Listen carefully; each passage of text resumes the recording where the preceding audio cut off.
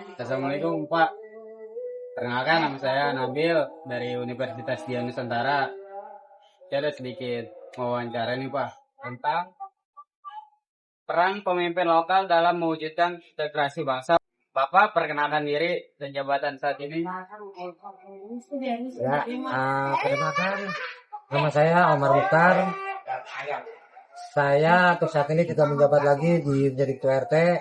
Saya menjabat dari tahun 2009 sampai dengan tahun 2017.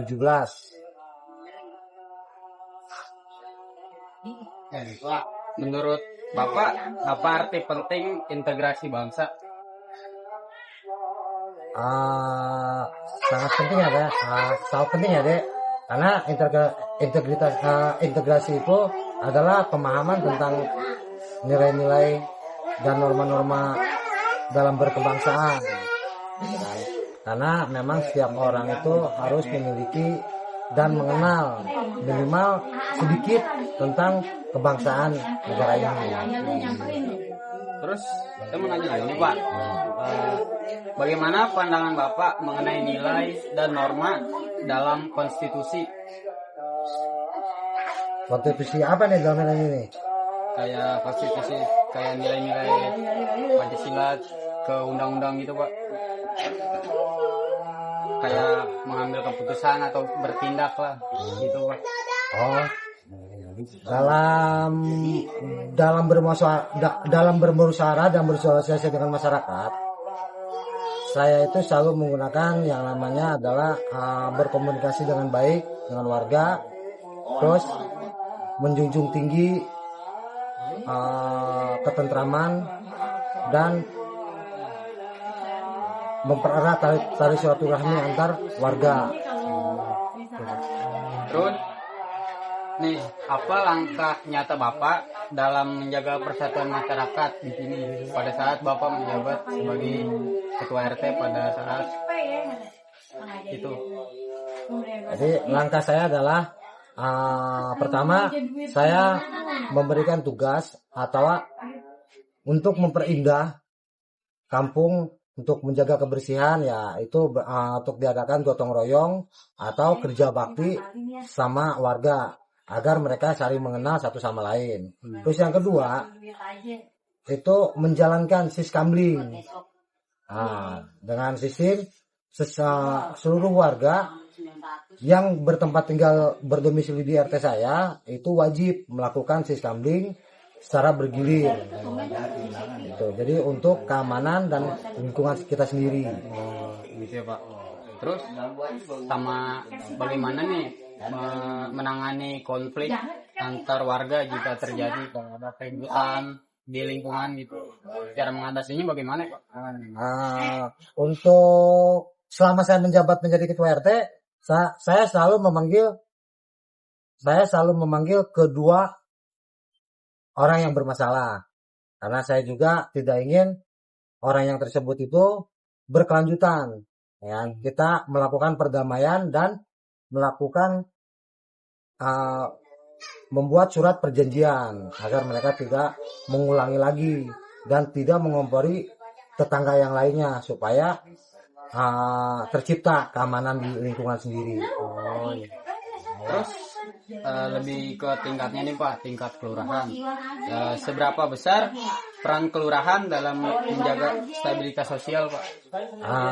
Alhamdulillah ya, untuk di tahun sekarang ini pemerintahan kita ini terlalu udah sangat optimis untuk membenahi wilayah, khususnya di DKI Jakarta dan di wilayah RT ini.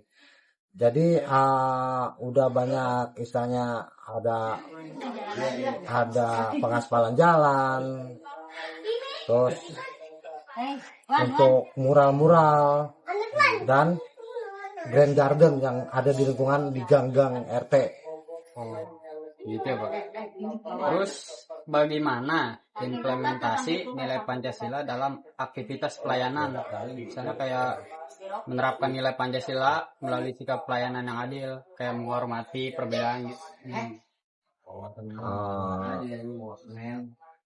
Untuk norma Pancasila ya kayak gini. Kalau saya dulu menjabat itu adalah kita harus saling menghormati satu sama lain, karena memang di wilayah saya ini kebetulan cuma ada 2 etnis, yaitu Islam dan Kristen. Nah, jadi mungkin saya tidak saya selalu memberitahu kepada masyarakat saya itu supaya untuk menjaga keharmonisan tetangga. Berarti nggak ada yang dibeda-bedain tuh Pak ya? Nah, nggak ada. Jadi kita saya selalu berusaha untuk saling menghargai aja gitu. Jadi pada saat misalkan gini, pada saat harus penutupan jalan ingin tahu di dalam gang, nah kita juga harus memikirkan warga yang tidak melakukan ini supaya bisa beraktivitas melalui lewat mana gitu. Jadi jangan sampai kita tutup jalan tapi dia sendiri terisolir gitu. Jadi biar nggak ada kecemburuan sosial antar etnis ini gitu kan, antara agama ini. Jadi kita harus memikirkan ada opsi untuk jalan yang lainnya gitu. Iya Pak. Terus saya mau nanya lagi nih Pak, apa ada program untuk meningkatkan kesadaran masyarakat dalam mengenai norma hukum? Kayak dari penyuluhan hukum, sosial atau administrasi, kayak kegiatan edukasi gitu Pak. Oh, jadi kebetulan sekali saya juga pernah menjadi LMK. Nah, untuk edukasi terus soal hukum dan soal pengertian tentang Pancasila itu memang selalu diadakan di kelurahan. Jadi saya memberikan undangan kepada warga saya agar bisa mengikuti, termasuk anak-anak Karang Taruna yang mewakili di wilayah lingkungan RT saya. Berarti dia kayak organisasi itu lebih ke kumpul di kelurahan gitu. Ya, kayak contoh Karang Taruna gitu kan. Jadi misalkan nah kan kalau di kelurahan itu ada yang namanya program PPMK dulu. Nah, PPMK itu adalah program pemberdayaan masyarakat kelurahan. Nah, untuk program itu ada acara edukasinya. Edukasi seperti pelatihan servis handphone, pelatihan jadi satpam, pelatihan tata boga, terus pelatihan pemandian mayat. Nah, itu saya selalu mau memberikan perwakilan dari warga saya agar mereka mengenal dan mengerti. Terus bagaimana memastikan masyarakat patuh terhadap aturan Pak? Kalau ini agak berat juga ya, karena memang masyarakat kita tuh di wilayah itu, di RT itu kebanyakan masyarakat kita itu lebih condong ke ingin bebas gitu kan. Tapi karena kita mempunyai aturan yang harus memang kita sampaikan kepada masyarakat, ya kita coba berusaha untuk memberikan aturan seperti jam malam untuk anak-anak sekolah supaya enggak keluyuran lagi di malam hari gitu kan. Terus terus kedua kita untuk memberitahu masyarakat bahwa jam 11 udah tutup gerbang agar warganya bisa cepat kembali sebelum jam 11 gitu. Jadi dibuka lagi nanti pintu gerbang itu jam 5. Berarti ada jam tertentu ya Pak? Iya. Terus apa tantangan terbesar dalam menjaga integrasi di daerah ini Pak, di tempat ini? Tantangan terbesar untuk menjaga integritas untuk di warga saya itu adalah karena memang di wilayah saya ini wilayah kumis ya, kumuh dan miskin, jadi agak sedikit sulit karena mereka tidak mengerti. Tapi saya memberikan pemahaman agar mereka minimal mengerti dan taat pada saat saya atau orang dari kelurahan itu menyampaikan sesuatu dan menjalankan, mengaplikasikan seperti contohnya kayak kerja bakti, kayak jaga siskambling gitu kan. Nah, mereka saya sampaikan agar mereka mengikuti. Tapi kalau untuk lebih paham, kayaknya agak sulit memang untuk warga saya. Terus apa sih harapan Bapak untuk generasi muda ke depan itu untuk di wilayah ini? Harapan saya untuk anak muda di wilayah ini ya pertama mengerti soal kebersihan dan keamanan di lingkungan. Terus kedua, mereka harus terus belajar, terus terus belajar agar lebih mengenal wilayah ini untuk menjaga kebersihan dan keamanannya, dan supaya mereka bisa berinovasi, ya kan, kayak membuat kegiatan, membuat satu paguyuban atau membuat satu kumpulan, gitu kan, agar mereka bisa menyampaikan keinginan mereka, gitu kan, minimal seperti itu.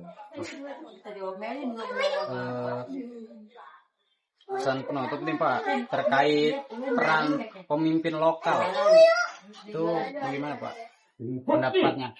Kayak harus terkait peran pemimpin lokal itu Pak.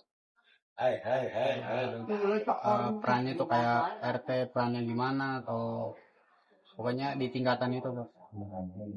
Jadi kalau menurut saya untuk peran pemimpin lokal itu adalah dia harus berintegritas, dia harus jujur, dia harus tulus untuk menjalani tugasnya, karena memang mengemban tugas menjadi ketua RT itu terlihat mudah tapi nggak mudah, karena mereka berhadapan langsung dengan masyarakat di bawah yang mungkin mereka nggak ngerti hukum, mungkin mereka nggak ngerti aturan. Jadi saya harap nanti pemimpin yang setelah saya yang melanjutkan itu lebih tulus lah dalam bekerja, lebih jujur, dan tidak melakukan hal-hal yang merugikan warga. Oke Pak, cukup. Terima kasih Pak atas informasinya dan telah memberi arahan terhadap lingkungan di sekitar ini. Terima kasih juga atas waktunya. Terima kasih Pak. Siap. Terima kasih. Sama-sama. Assalamualaikum warahmatullahi wabarakatuh. Waalaikumsalam warahmatullahi wabarakatuh.